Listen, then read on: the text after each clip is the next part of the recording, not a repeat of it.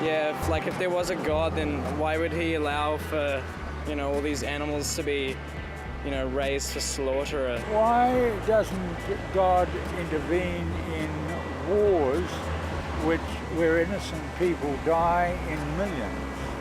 Why all the diseases? Why do bad things happen to some people who believe in God? I guess why do all these awful things happen in the world? Why he makes bad things happen. Why do you let the bad things that happen in the world happen? I think the question is, why is everything so awful?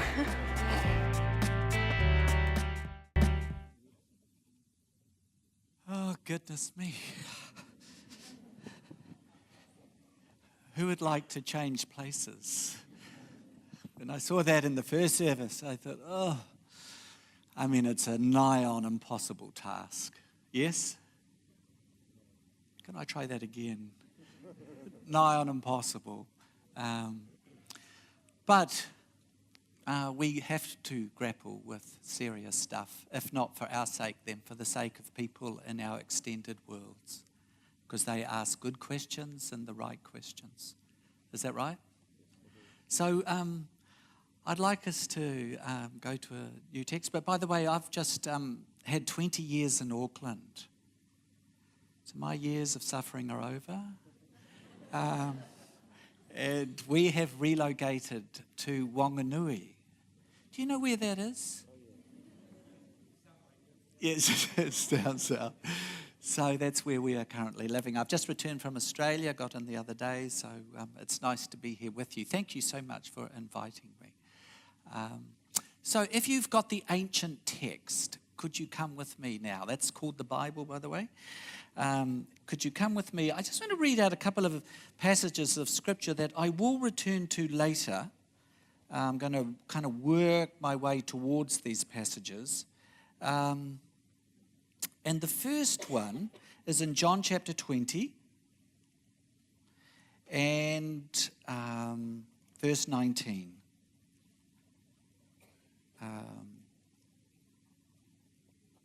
And you might like to just listen.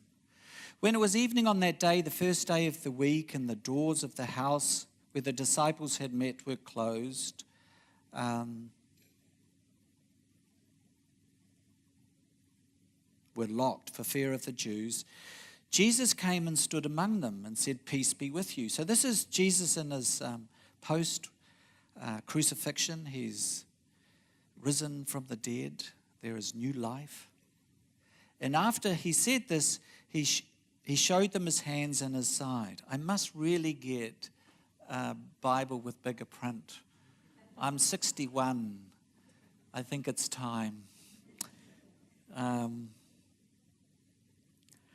After he said this, he showed them his hands and his side, and then the disciples rejoiced when they saw the Lord. And Jesus said to them again, "Peace be with you.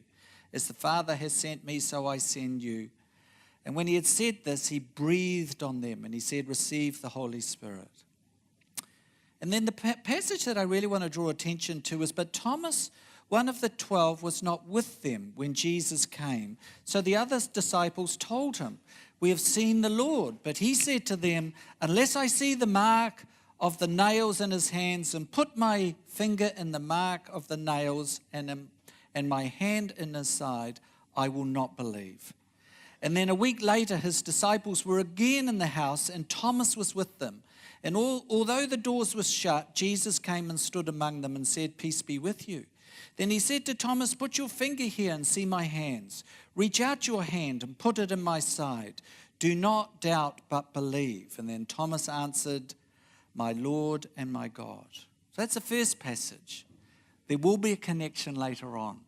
The second passage is in John 21. And let me just read out verse 15. When they had finished breakfast, Jesus said to Simon Peter, "Simon, son of John, do you love me more than these?" And he said, "Yes, Lord, you know that I love you." And Jesus said to him, "Feed my lambs." A second time he said to him, "Simon, son of John, do you love me?" And he said, "Yes, Lord, you know that I love you." And Jesus said to him, "Tend my sheep." And he said to him the third time, "Simon, son of John, do you love me?" And Peter felt hurt because he said to him the third time, "Do you love me?" And he said to him, "Lord, you know everything. You know that I love you." And Jesus said to him, "Feed my sheep." So I will come back to those passages. About, I don't know, several weeks ago, I was asked to speak to a huge gathering on a pastoral response to the LGBT community. So what would be a pastoral response to the lesbian, gay, bisexual, transgender, intersex community? Not an easy topic. And I remember saying at that time to this vast crowd, I said, look, if you received a text, and the text was from a well-meaning mum saying, so these were all pastoral leaders, and the text was from a mum saying, look, my daughter is gay, she's a lesbian, would she be welcome in your church? And then I said to all these pastoral leaders, I said, how would you respond? What would you say in your reply text? Now, I could get you to talk to the person next to you at this point, and with a sigh of relief, I won't. But then I said to this gathering crowd, I said, I would like to think that what I would have said in that text is, look, thank you so much for this text. I'm glad that you contacted me. I would love to meet with you and your daughter, and I'll cancel some of my appointments to make that happen as soon as is possible. And for the first so many coffees as we meet, could we just hear each other's stories? I'd love to hear your story. So it's a long text. And you can hear my story. And then after that, we could continue to meet together to explore this very needed, good, brave, courageous question that you've asked. I'd like to think that's what I've said. That's what I would say.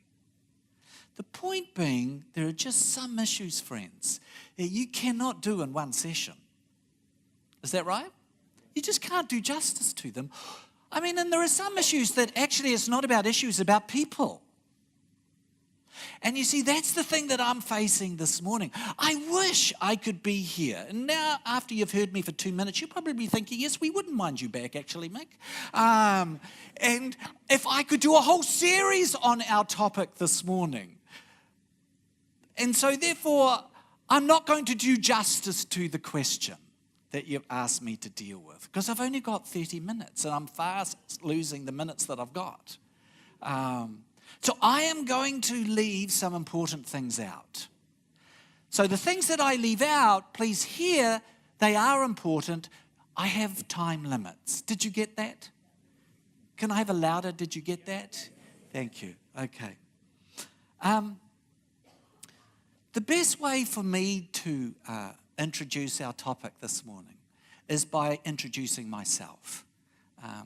So my introduction, I always think that, by the way, we all go through different episodes of suffering, and some stories sound way more horrendous than our own, but the pain for each of us is just as real. Yes? So my introduction to our topic this morning is that I was brought up in a family that it didn't go well as a family. I still carry some scars from my upbringing, but I don't want to go into that story out of respect for my family. So I just like to leave it there, but my upbringing, in terms of how I experienced it, maybe it was different from my siblings, but I experienced it as a very unhappy childhood. What happened next was that I then became a Christian, and soon after becoming a Christian, I was at a Bible college in Australia. And whilst there, I got one of those telephone calls. I don't know if you've had one of these, but I got a telephone call from my father. And he was informing me that my younger brother had been involved in a car accident and he was in a coma and would more than likely die. And I was to race back to New Zealand as soon as I could. So I jumped on a plane, but before I did, I had one of those episodes. You know, when someone shares this bad news to you, just let the phone, this was like a landline phone, you just let it drop. And I just remember running for minutes. It seemed like hours until I was totally exhausted. And then I crumbled onto the ground and just kind of yelled and protested and cried and so forth and so on. Went back to New Zealand and he eventually died. So he was 15.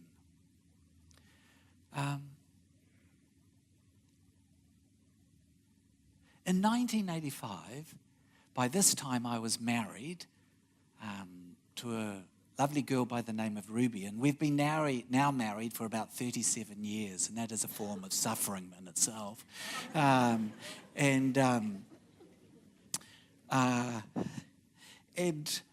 But way back then, in 1985, we had two little kitties, and we had a 2-year-old and a 9-month-old, and we decided to write a dangerous story with our lives. And we decided that that would mean for us going up into the Philippines, a beautiful country, beautiful, gorgeous people, but we would go and live in hell on earth. In other words, that we would intentionally go and live in a slum where no one should ever have to live. So we lived in a plywood shack with a mud floor in a room. And in this room, we were not the only occupants. There were rats as big as cats, and that's no exaggeration. There were snakes that fought with the rats. The cockroaches used to come in like waves or a blanket. And the mosquitoes, especially the female mosquitoes, they carried deadly diseases. And so I came down with dengue fever 3 times. And I got amoebic dysentery. And I could tell you all manner of truly glorious stories. Toilet stories. Where once I gave birth to twins. 2 long worms exiting my guts. Obviously, they didn't like their habitation. So they did a fast exit. So I could tell you of one illness after another. I could tell you of when we were often in danger by flood, by fire, and I could go, if I had time, I could tell you that. One thing that I do want to tell you is that in that environment, we lost a little one. So my parents lost their son when he was 15, and I lost a little one. He came to full term, Ruby gave birth, and he lived for a while, but then he died because of the sicknesses and the viruses of where we lived. And anybody who has lost a child, no matter how old, how young, it's one of the truly most agonizing things that you can go through. And so we lost a child. We lived in this place for nigh on 10 years, and we accomplished some good things.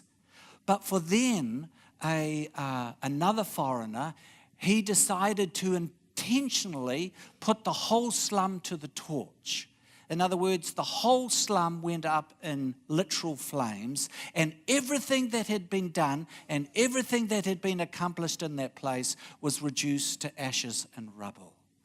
And so there was no Hollywood ending for us in that place. So we returned to New Zealand, and by this time the pain and the disappointments in my life, they were beginning to pile up.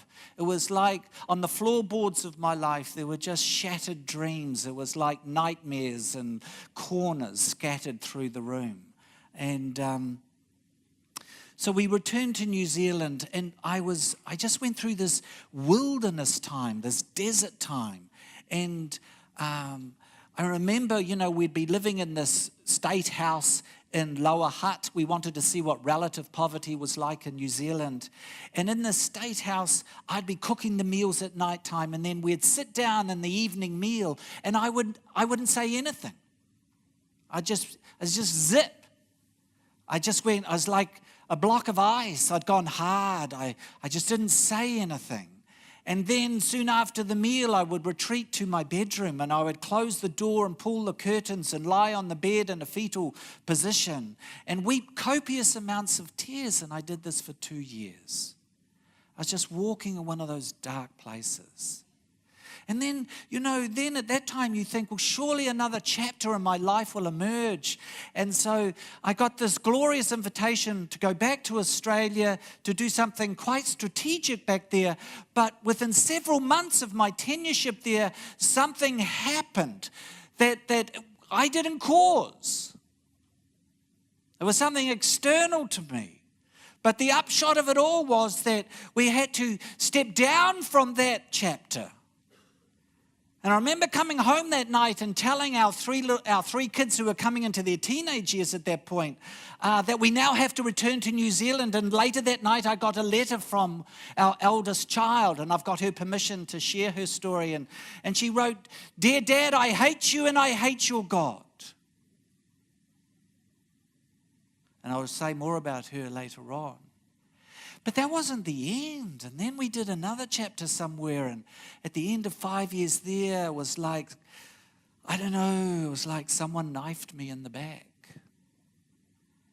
And I could go on. I studied at a prestigious university overseas, a very prestigious university, and I sat their exams and I passed with distinction, only to be then told that due to an administrative, let me say that word again, administrative, I won't say it again, but due to a managerial foul-up, not of my own making, they couldn't confer the degree.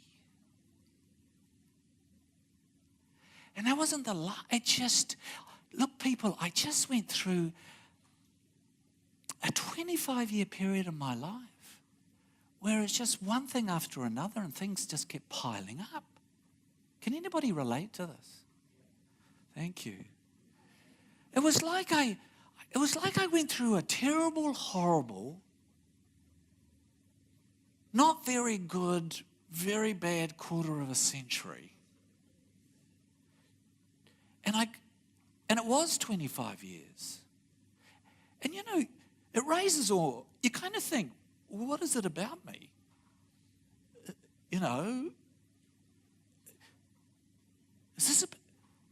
Am I sort of a skin bag full of gross dysfunction?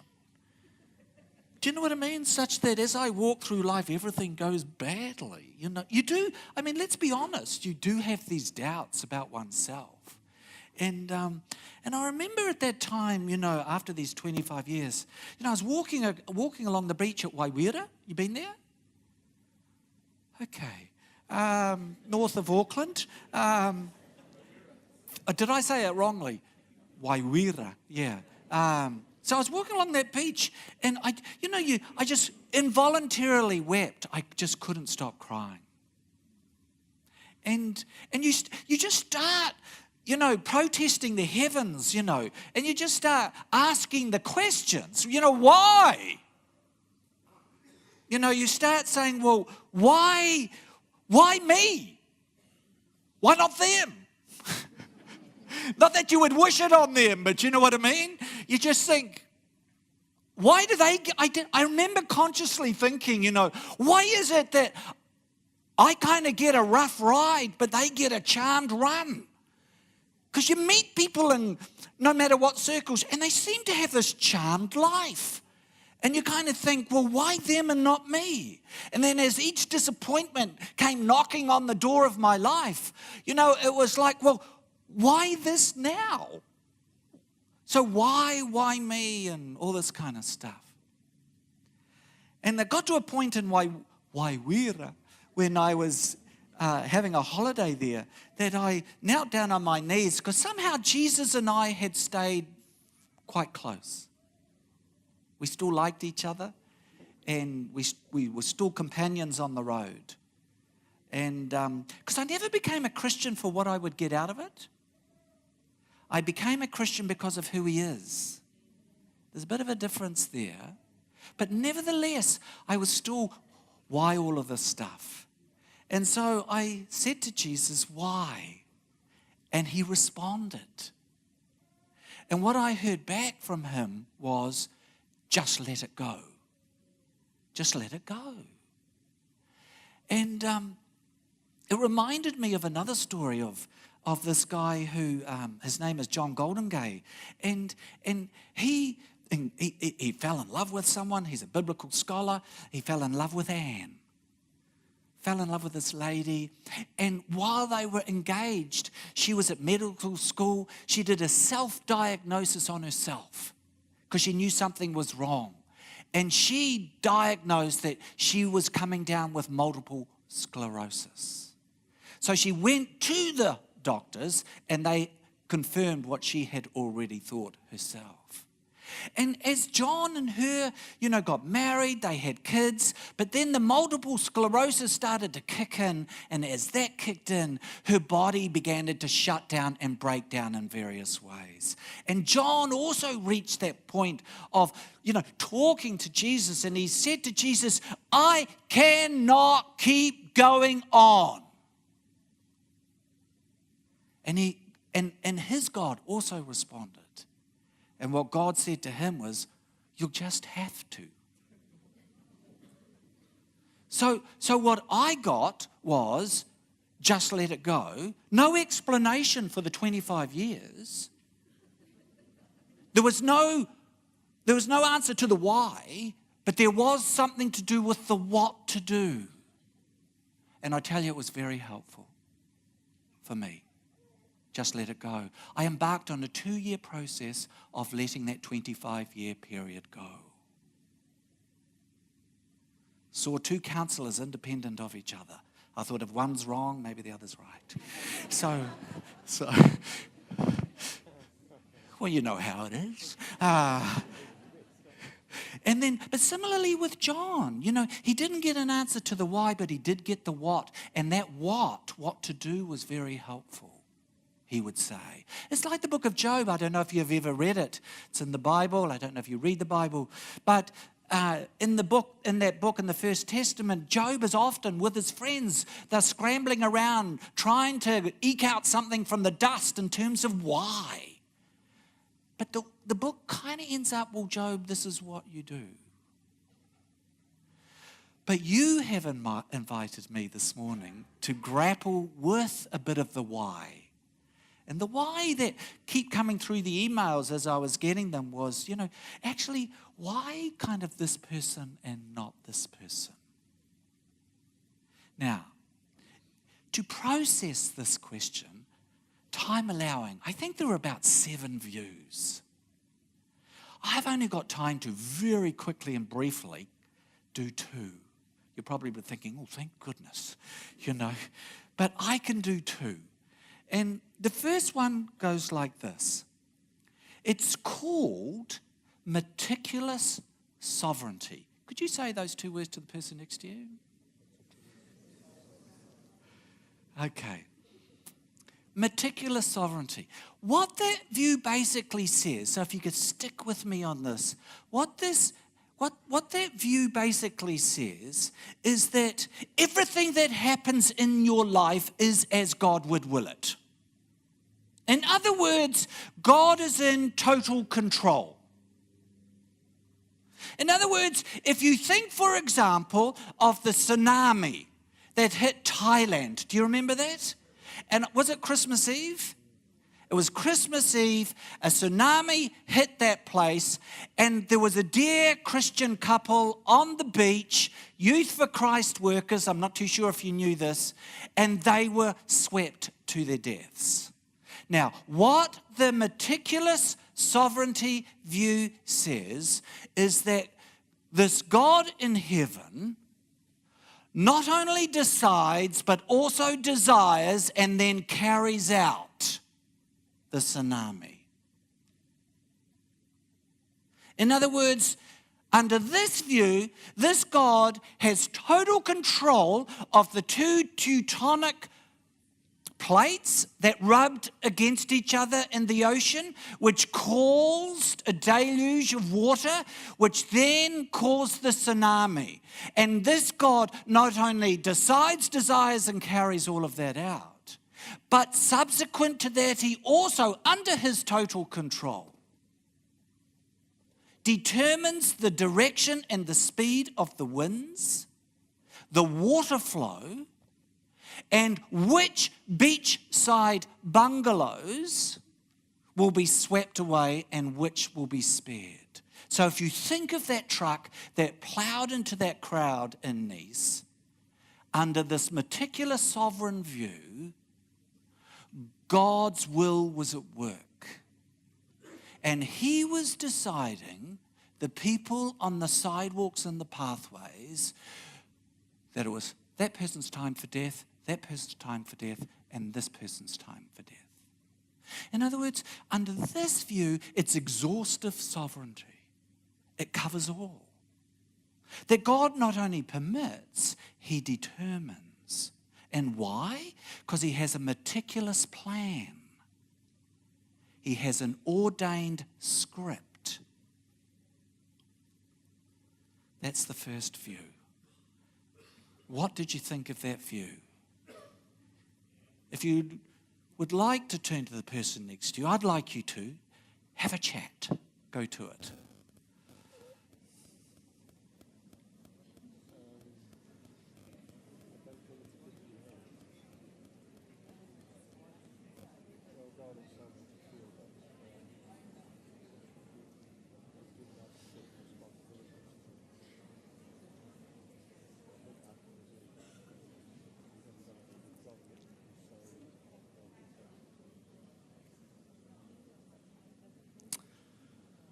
Okay. Have you heard that view? Have you bumped into it?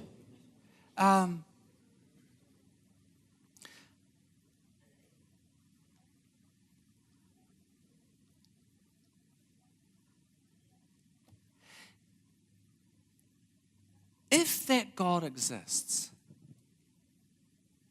and if that is what happens, then you have absolutely every right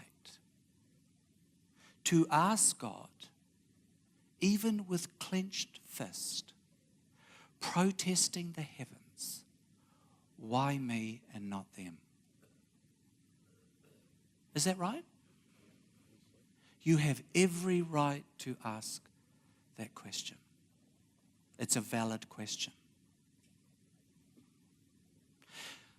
I can't lie this morning. Personally, I do not subscribe to that view. If that is the God that exists, I would struggle to worship that God. Do you get that?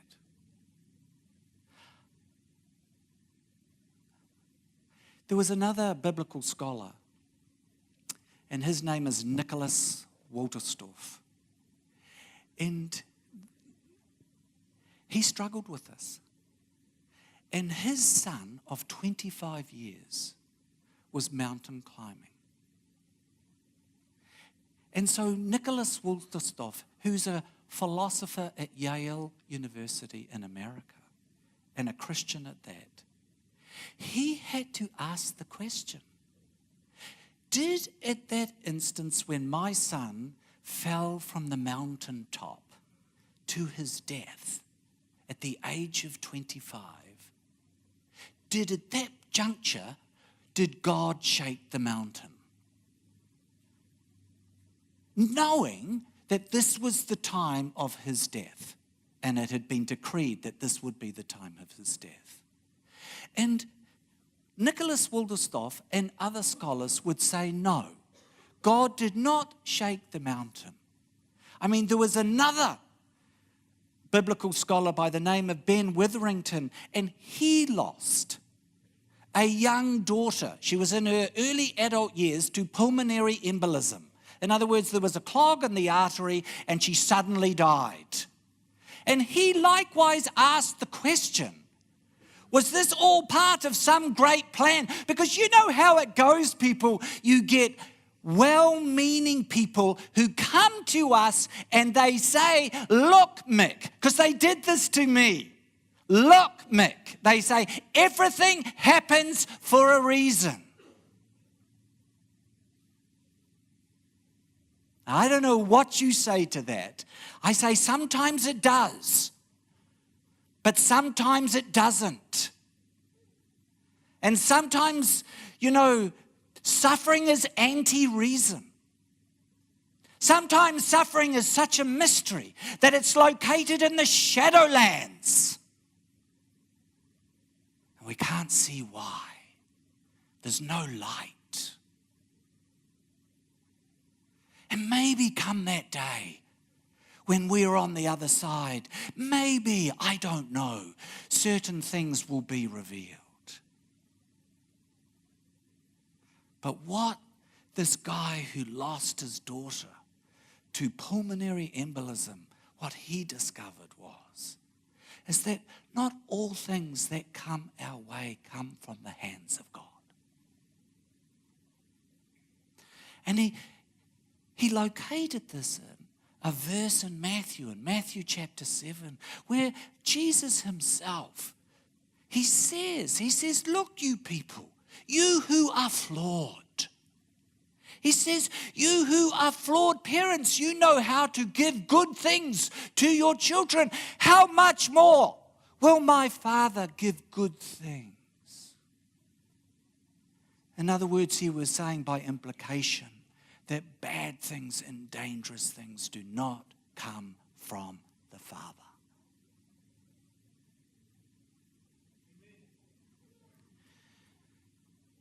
So therefore, how do you explain all of this? I mean, rightly or wrongly, where I've got to, is that we live in a world that has been deeply ruptured. Something has gone terribly wrong. And that ancient textbook describes that. Such that now, because of this rupture, there are a whole lot of secondary causes. And so when my brother died, on that day he chose not to wear a helmet. Did you get that? And you see, the best way that I can describe this view of secondary causes, and my brother was a secondary cause, he chose not to wear a helmet, is that at the beginning of time, it was like there was a card game, a celestial card game. And God had all the cards in the deck. And what this God did, because it's in his nature to share life and all of life, what this God did was he dealt the cards. And he dealt the cards, some of the cards, to angelic beings, such that he gave power away to angelic beings, and they became free will angelic beings. And there are forces in our world that have given themselves over to the dark side, such that now they are intent on wreaking havoc in our lives. And they want to bring to eventual ruin people, places, and the planet. And a working definition of these dark forces at work is that they seek to disadvantage the already disadvantaged, and that is evil. And you know what it's like, people? You hear politicians and others in power, and they say, no matter what we try, we keep hitting up against a wall. And they don't know what the wall is.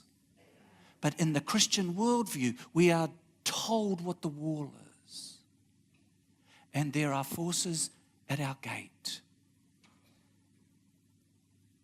that are truly violent and want to bring about mayhem and madness. And then God also dealt out cards to the planet. And he created the planet in such a way that it would have some say-so. And so when those tectonic plates rubbed, this is the planet expressing itself. And then, of course, God dealt out cards to human beings, and he gave them genuine say-so, such that they could make decisions like my brother. And he chose on that day not to wear a helmet. And another driver on that day chose to drive too fast. Full stop. That's why it happened. And when our son died, he died of a virus. Full stop. That is why it happened. And when Nicholas, he lost his son to a mountain climbing accident. Look, his son chose a hazardous hobby. And as such, he put his body in harm's way. Full stop. I mean, the Bible is full of people who have been given say-so. In other words, sometimes suffering occurs because of our decisions, and we unleash disorder into our own lives. Am I right or am I right? And so you see Eve, and she chose to eat the apple. And she was torn from everything that was familiar in her own life. And you see Moses, and he chose murder. And because of that, he had to go and do wilderness time and desert time. And then you get David, and he chose adultery. And then he chose murder. And then he chose a political cover-up. He wanted to get all the toothpaste back into the tube. And his extended family was never the same again because of his choices. He was a secondary cause. And then people, you get Peter. And I didn't tell you what happened prior to that passage that I read. But Peter, what did he choose? He chose to lop someone's ear off with a sword. When did you last do that? But he chose to, they were in the Garden of Gethsemane. And here's Peter, and I love the story. He'd been with Jesus for 3 years, and he's still whacking people's ears off. It gives us great hope as Christians. And so there's Peter, and he made subsequent decisions that he deeply, profoundly regretted. And you see, I've been there. There was one time in my life where I just made a stupid, foolish decision. I wish I could take time back. And that stupid, foolish decision, I just acted like a little kid where I just picked up my toys in a sandpit and I just walked out. And I basically said to this group that I was with, well, stuff you. It was a professional mistake. I let a lot of people down. I was acting morally irresponsible. And when you make a big mistake, I don't know about you, but it plunged me into despair. It was like for years, and I'm saying years, I was arrested in time, frozen in time. It was like my feet were stapled to the ground and I couldn't move. It was like I was scared to take any initiative from that point onwards. It was a huge blunder in my own life. And you see, Peter made a blunder. But I love what Jesus did next, because there is people in this room, and the stuff that is swirling around in your life, for some of you, it's because of the decisions that you've made.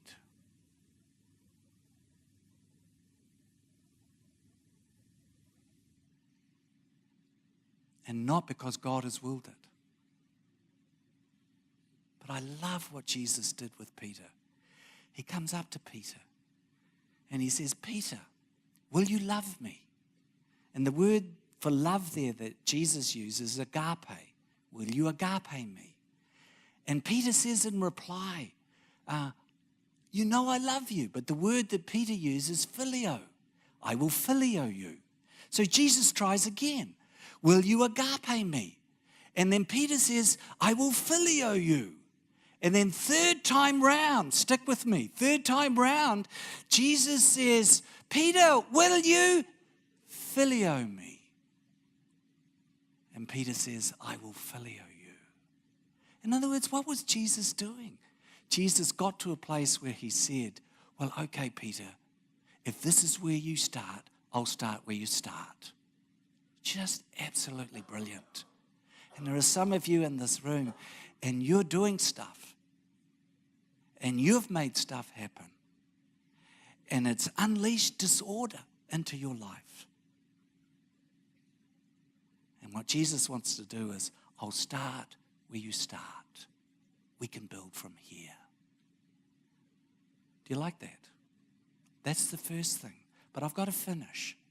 There are some of you here, and you're suffering not because of a decision that you've made, but because something has happened. Not that you made it happen, but that it's happened. I mean, you know how it goes. People are in a car accident not of their making because of an idiot driver. And because they are in that car accident, they may lose the ability to achieve certain things in their life because of an impairment. But it wasn't their choice. It happened to them. They were not the villain. They are now the victim. I mean, it could be a divorce. And it's not because of this person, it's because essentially the other person. And anybody who has been through that, it's like an emotional firestorm that rages through your life.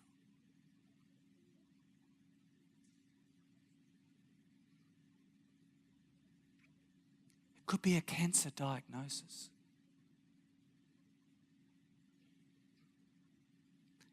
I mean, it could be someone here and you would just love to get married. Not because you're needy, but you just love to have a companion. But the years are slipping by and that desire remains unfulfilled. Increasingly with young women in New Zealand, it's infertility. Something that's happening to them. They don't choose it. It's not their decision. It could be for some of us here in Christian circles, and it's a wayward child. I mean, remember the child that I told you about, and she wrote that letter? Dear Dad, I hate you and I hate your God. Do you know what happened to her? She plunged our family into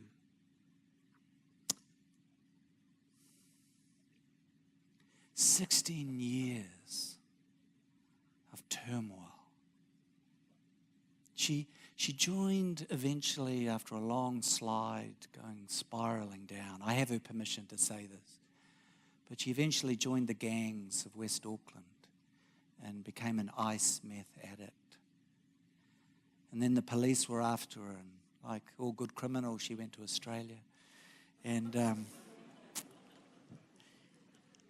finally she admitted that she was an addict. She admitted that she was an addict over there. And she placed herself in rehab. And in there she became a Christ follower. And she's now been clean for 6 years. She now is the general manager of, 7 or 8 rehab campuses throughout Australia. I mean, no. I would rather, because it's not that, because for some of you here, you still have a prodigal daughter and a prodigal son. And they're putting your life through hell. I get that. So sometimes it's not our choices, it's other choices. I've got to finish. People, let me be a pastor. Let me be Dr. Phil right now. If you go through a time of suffering, be very wary. Stay alert. Because when we go through suffering, often a lie or a doubt is sown in the event of the suffering. Did you get that? And we begin to question everything. But a lie and a doubt is sown. See, that's what happened to Thomas. He went through this traumatic, tumultuous time. And so he was now experiencing his life in such a way that in the event that he had just gone through, a doubt had been sown.